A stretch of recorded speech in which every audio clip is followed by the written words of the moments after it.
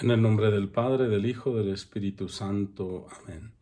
Espíritu Santo, tú que viniste al mundo con tu sombra a cumplir la voluntad de Dios Padre, para cubrir el seno de la Virgen María y que concibiera el Hijo de Dios, el esperado, el Salvador del mundo. Te pedimos nos inspires para entender, comprender y vivir esta experiencia de fe que José y María vivieron en esa espera del Salvador. Espíritu Santo, fuente de luz, ilumínanos. En nombre del Padre, del Hijo, del Espíritu Santo. Amén. El Evangelio de este cuarto domingo de Adviento en el ciclo A está tomado de San Mateo, capítulo 1, versículos 18 al 24. Doy lectura y comentamos. Cristo vino al mundo de la siguiente manera.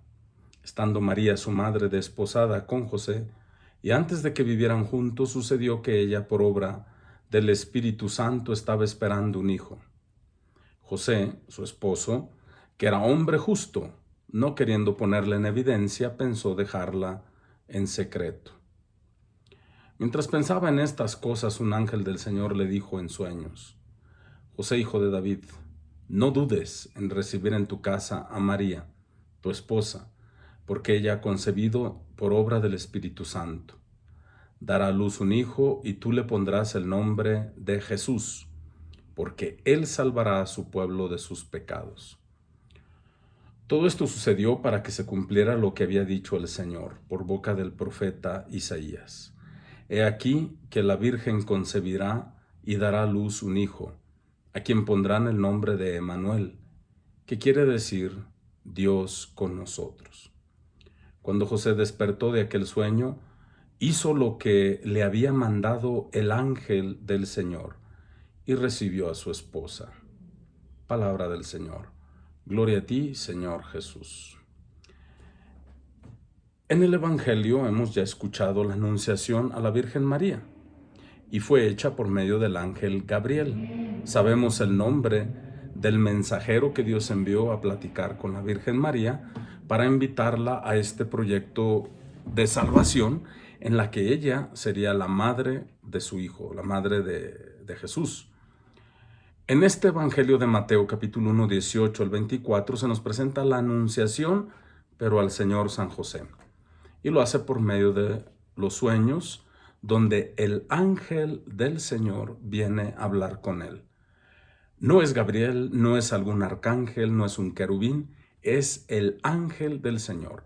¿Y quién es el ángel del Señor? Bueno, en las Escrituras se usa el ángel del Señor para indicar cuando Dios interviene directamente él mismo en la vida de de las personas que le ayudan o la persona a la que Dios quiere que lo ayude, lo proteja, le haga algún favor. Dios mismo lo hace, pero no directamente como Dios, sino como el ángel del Señor, una figura un poquito más mediadora entre el hombre judío y su Dios. Pero sabemos que el ángel del Señor apareció varias veces en el Antiguo Testamento. Una de las más memorables es la lucha que tuvo Jacob con el ángel del Señor. Él luchó contra Dios toda la noche y perdió, pero no lo soltó del talón de Dios se agarró hasta que no lo bendijera, y él obtuvo la bendición. Fue uno de los grandes patriarcas que tuvo hijos para cumplir esa promesa que Dios le había hecho a Abraham. Y después Dios había prometido también a David que de su generación, de su misma sangre, saldría el Salvador, el cual seguiría reinando y cuyo reino no tendría fin. Son promesas que el ángel del Señor hizo y que se cumplen en este tiempo. Entonces tenemos por eso que San José, en la circunstancia que se encontraba de desposado, o sea, la primera parte del matrimonio judío, que es el del compromiso, del de aceptarse como esposos, pero en el tiempo más o menos de un año en el que se espera nada más para que él la traiga a su casa. Si no tiene casa, pues tiene que hacerla. Entonces, eso sucede todavía en el Medio Oriente, en Egipto lo vi. Se casan y se dan un tiempo, las familias se acuerdan cuánto tiempo, hasta un año, puede ser un poquito más, dependiendo las posibilidades para que sea válido, porque el matrimonio comienza a ser completo e irrevocable una vez que tú te llevas a tu esposa a tu casa, y estaban en esa transición. Por eso le dice el ángel del Señor: no dudes llevarte a María a tu casa como tu esposa. Pero él estaba haciendo, pues solo, ¿verdad? Pues, estaba viendo la situación. No es que él dudara de la virginidad de María o de su fidelidad. Más bien él temía dónde encajaba él en este proyecto de Dios. Eran dos jóvenes que se habían prometido esposos, hacer una vida juntos, llevaron a formar una familia porque se querían, se amaban. Y de repente él se da cuenta que algo está sucediendo con María. Probablemente ella misma le dice, como las muchachas cuando se descubren que están encinta, le hablan al muchacho y el muchacho ahí como que papalotea o se emociona y dice, vamos a echarle ganas y todo eso. Pero muchos aprovechan para escaparse. San José no se está escapando. Él no entiende dónde y cómo debe él, qué debe hacer pues en esta situación en la que se encuentra María, siendo él hombre justo. Un hombre justo quiere decir temeroso de Dios, que cumple lo que él desea. Y sabe que la ley condena a María y al fruto que lleva en su vientre, a Jesús, que ya se estaba formando en feto. Para aquellos que dicen que solamente a las cuantas semanas o no sé qué, Jesús estaba ya formándose como persona igual en todos nosotros, menos en el pecado. Entonces, el feto ya es una persona. Él estaba respondiendo ya a una realidad de gestación de su esposa, en la cual él no había intervenido, y eso tiene que quedar bien claro. Él quiere entender cómo hacerle, cómo entrar dentro de este proyecto de Dios. Está bien, tenía mi proyecto con ella, pero Dios está cambiando a otra cosa. ¿Y yo dónde quedo? Por eso él buscó la manera de dejarla en secreto, es decir, darle el documento para que quede libre y ella haga lo que tenga que hacer, pero sin él. Y es por eso que Dios tiene que intervenir a decirle, José, no te hagas a un lado, no hace falta eso, te necesito. Te necesito para que seas el padre de mi hijo.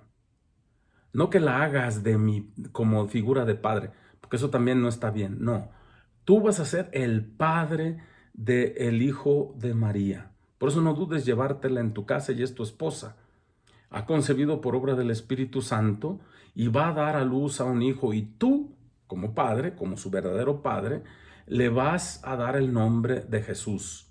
Y es otra cosa que tenemos que entender. En la cultura del Medio Oriente, los hijos son del padre, no de la madre. Cuando se casan en esa primera parte, en la jutuba, se paga una dote. El hombre paga una dote porque los hijos son suyos y él los va a poner en el seno de esta esposa para que dé a luz. Pero es madre no porque viene de ella. Todo, todo según su concepción viene de el papá. La mujer nomás pone el molde, como quien dice, ¿verdad? Entonces, los hijos son del padre. Y los hijos no se reconocen como sus hijos hasta que él no lo levanta del suelo y le dice, este día te he engendrado, tú eres mi hijo, me reconozco en ti y tú me vas a reconocer a mí. Entonces, esa semejanza Jesús la tendría después como hombre justo, que supo actuar con justicia y no con venganza, no aplicando la ley seca, sino poniendo la persona de por medio, porque este fue el primer juicio que Jesús tuvo, y gracias a Dios que lo tuvo por un hombre justo como el Señor San José, que supo hacerse un lado para no interferir en la gestación, para no terminar con eso. Por eso tenemos que pensar entonces cómo Dios quiso valerse de este hombre para que fuera su padre y le enseñara a ser humano como nosotros, a orar, a acercarse a Dios, a vivir de las vicisitudes de la vida tan difíciles y entender la voluntad de Dios su Padre. Hacerlo una persona de culto, del culto verdadero y del amor verdadero, que el rostro verdadero que tenía que reconocer el mundo en el rostro de Jesús. no el rostro de San José, sino el rostro de su verdadero Padre que está escondido. Quien me ve a mí, ve a mi Padre, dirá después. Todo esto sucedió porque se cumpliera lo que había dicho ya el profeta Isaías. Y aquí que la Virgen concebirá y dará a luz un hijo, y le pondrá el nombre de Manuel, que quiere decir Dios con nosotros. Dios está entre nosotros. Ojalá que, como San José, nos despertemos de nuestro sueño y hagamos lo que Dios nos está pidiendo en esta Navidad. Pedimos por todos los que tienen dudas, por todos los que se encuentran haciendo las funciones de papá, de verdaderos papás, de los hijos adoptivos, de los hijos de sus esposas que ya vienen de otros matrimonios o que no los traten como si fueran de ella, sino que los traten como que son de ellos, y que sepan ser y llevar de la mano a estos niños a lo largo de toda su vida, con la bendición de Dios, en el nombre del Padre, del Hijo, del Espíritu Santo. Amén. Que siempre sea alabado Jesucristo, siempre sea alabado. Feliz Navidad a todos ustedes y sus familias.